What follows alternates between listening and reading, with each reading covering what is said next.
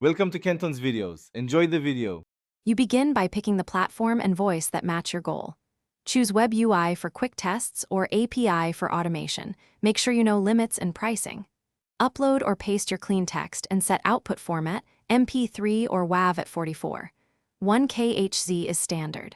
Once done, select the voice, gender, and language. You can sample a short phrase to confirm tone. Make small edits to the text for natural breaks, because punctuation and sentence, length, shape, rhythm, and clarity. Now you refine how the voice speaks. Use rate and pitch controls, try plus or minus 10% changes, because small shifts alter naturalness. Insert SSML or simple tags for pauses, emphasis, and phonetic fixes so names and acronyms sound right. Break long text into short clips to preview pronunciation and intonation. This makes edits faster. Once satisfied with a chunk, export a test file and compare different settings. Make sure to listen on the target device.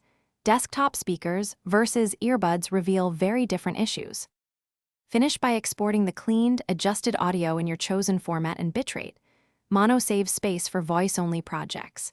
Then integrate the file into your app, video, or delivery pipeline, or call the API for real-time synthesis. Save presets for repeatable results and document voice choices for future use.